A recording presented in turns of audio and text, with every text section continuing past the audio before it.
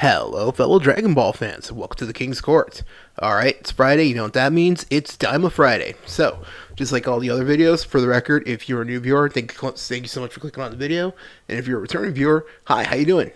Just like usual, let's go over the episode bit by bit, mostly the most important parts, and I'll also give some thoughts and some possible theories that it looks like that we're going to be leaning towards. So, let me know in the comments what you thought of this episode. Not gonna lie, I'm pretty excited for where time is heading right now. Although, not gonna lie, even some of the episodes have been kind of like a bit of a drag, like the episode that led up to the fight with the first Tamagami.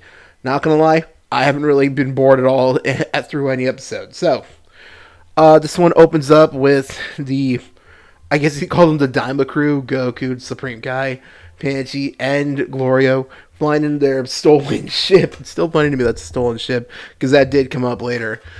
Well, apparently, she's very mad that they haven't been able to basically bathe or sleep in an actual bed in a while, so they decide to basically go to a hotel. But unfortunately, because of Goku beating the Tamagami, now he needs to basically hide his appearance, because not only does he not have pointy ears just like everyone else in the demon realm, but also his spiky black hair is a dead giveaway. So, I'm not gonna lie. Anyone else think Panchi, the bear hat she put on Goku, anyone else think he was kind of rocking that? Or is it just me? You know what? It kind of reminds me of, if you've seen the original Dragon Ball, it kind of reminds me of the little pink bag he would carry the Dragon Balls in. I think that was during the Red Ribbon, was it the Red Ribbon arc? I forgot which one it was, but it was this, when he went looking for the Dragon Balls by himself. So it kind of reminds me of that. Anyone else think that? Well, anyways, so they go to the hotel, and he has to hide the Dragon Ball with him, obviously, because they can't leave it in their ship. Otherwise, let's be real, someone's going to break into that, which did happen to someone else, but we'll go over that in a bit. So, instead, the hotel they go to, some people see him because Goku is obviously not enjoying wearing the hat because it itches. I've worn a hat like that before. Not gonna lie, they do itch. It was a Charizard hat, though. So he took it off, and some random, basically NPC characters saw his spiky hair and they did hear about the kid who beat the Tamagami and got the Dragon Ball. So they assume that's him. Also, because he's carrying around the bag that's holding the big, huge Namekian-sized Dragon Ball. So they're basically going to be trying to steal it, which makes sense. Even though they don't have... You need all three of the Demon Realm's Dragon Balls to make a wish. Obviously, one of them could still catch a huge price. That's something that did actually happen in the original Dragon Ball. And if you've also seen the filler arc for the Cell games leading up to the Cell games... that same thing happened when you see General Tao again, when Goku's an adult. People are going everywhere trying to find the Dragon Ball, so that's not really that shocking that they could make some money off it. Can't blame them, honestly. So, basically, while Goku and them are basically, now that they're done, they're getting rested up, getting cleaned up, Goku points out the obvious thing every Dragon Ball fan knows. He doesn't have any other clothes, so Panchi reluctantly lets him borrow some of her clothes. I'm not gonna lie, Daima is really making me think of the old school Dragon Ball, because Goku wasn't that crude in Z. In Super, a little bit, like when he roasted Bulma for her aged, and that famous scene. But in this one, he full on says he doesn't want to wear girls' panties, and I'm not gonna lie, that brought up the old... Again, I'm getting a lot of Dragon Ball vibes from that, because it brought me back to... Think about it. Goku has worn that stuff before. In case anyone's watching this, if you're a little younger, if you haven't seen the original Dragon Ball, old school Dragon Ball was pretty unhinged. Roshi literally had Krillin and Goku wear women's... It was a ploy to get launched to wear lingerie, basically. So he's like, I ain't going back to that. So basically, instead, Panchi just gives him regular clothes, and it's another shirt. It's a shirt with another pink bear on it. I'm not gonna lie, I love the classic orange gi that Goku is known for, but I don't know. It's always cool seeing him wear regular clothes. Just like the awesome jacket that he wore during the Cell games. Anyone else remember that one? Or like all the manga art there is of him, Toriyama drawing him in regular clothes. I'm not gonna lie, I always liked seeing him in regular clothes.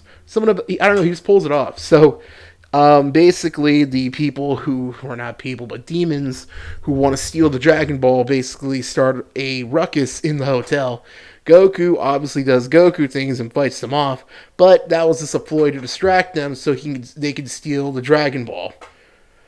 But they didn't know that Panchi, makes sense, put a tracker on the Dragon Ball just in case something like this happened. So, they basically find him and they're no match for him. Obviously. So, that's pretty much there. And Goku, obviously, here's the thing. They also think maybe they should just go camp out because it's probably too dangerous. Because others could be trying to steal the Dragon Ball. But Goku says he'll volunteer to stay up and keep guard. Obviously, that didn't last long. But luckily, their ship wasn't stolen and no one broke in, so they were good. So they managed to leave the next morning. Which transitions us to the next part of the episode where Vegeta, Piccolo, and Bulma and their guide, Hybis, are now in the demon realm and their ship got stolen. It looks like wherever they ended up, Vegeta also managed to do the same thing Goku did and start a fight at a place where Vegeta apparently was also trying out those Demon Realm burgers.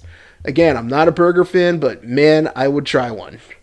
But so someone steals their ship, and now these multiple demons straight up are trying to challenge them to a fight because Vegeta humiliated them. Now, I've said this before. The best part of Daima so far has been the awesome choreography and animation throughout the fights, and this one is no exception.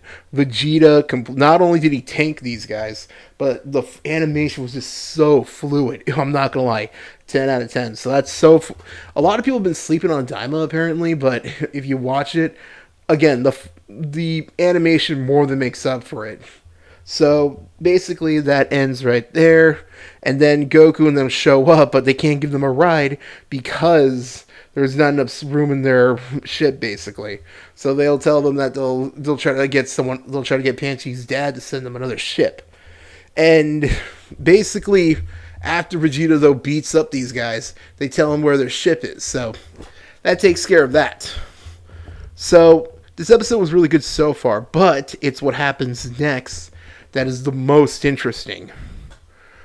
We see Arinsu, the Supreme Kai's sister, and the woman who created Majin Buu. Now, this is where the episode gets crazy. Okay, first off, she's still creating this new Majin that they're working on.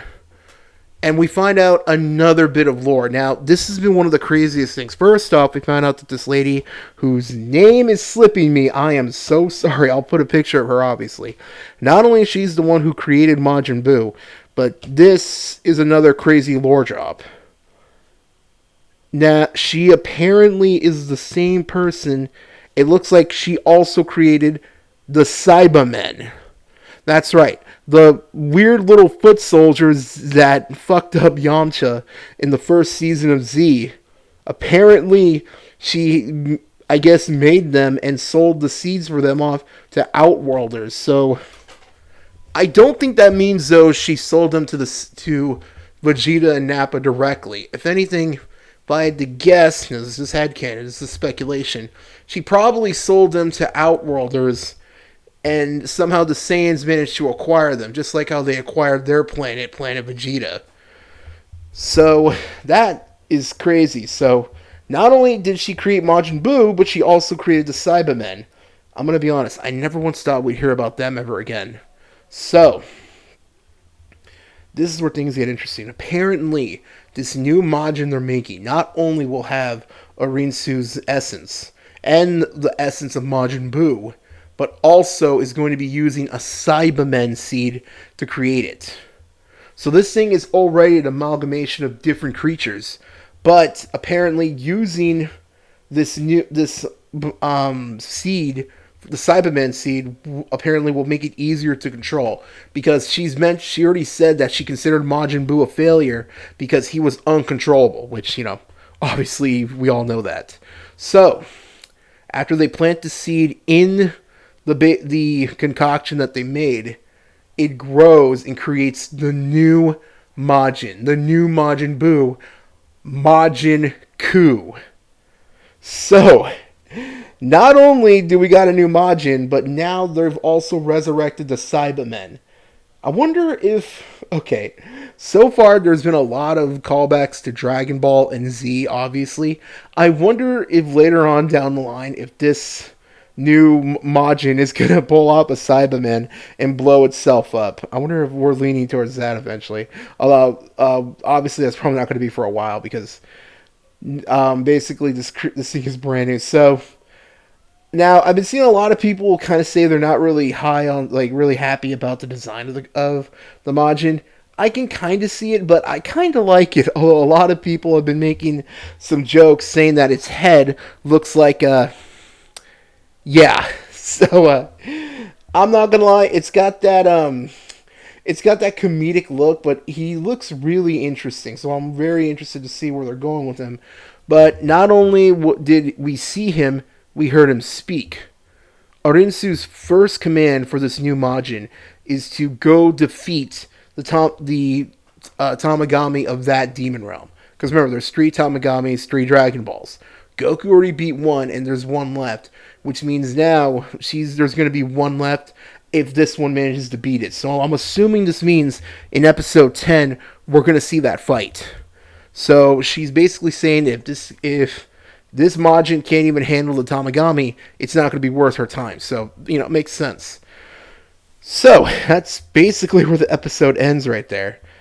So, I have a lot of thoughts on this. One, okay, it's crazy just how much they're referencing Dragon Ball and Z. Not only apparently it's been rewritten that Arinsu was at the scene where Vegeta blew himself up to fight Majin Buu, but also now we even know that apparently the woman who created Majin Buu also created the Cybermen, basically. So there is a lot to really think about. So I think this episode was really good, but I think it's more leaning towards setting up another fight with the Tamagami. So I'm going to assume that's what we're going to see in the next one.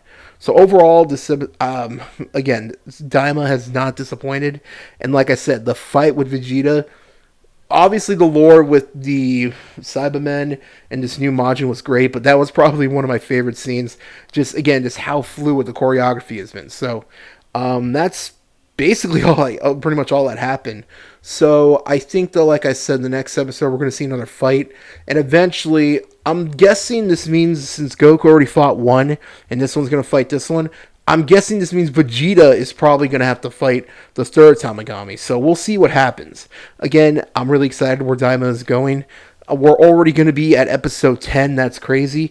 I think Daima has been confirmed to be... It's going to be 13 episodes? I'm not really sure. If anyone knows, let me know in the comments. But again, so far, it's been fire. And if you've seen this episode, let me know what you thought of it in the comments. And that's pretty much it for this video. Thank you so much for watching this. That's pretty much it. Have a good week. Take care. Bye.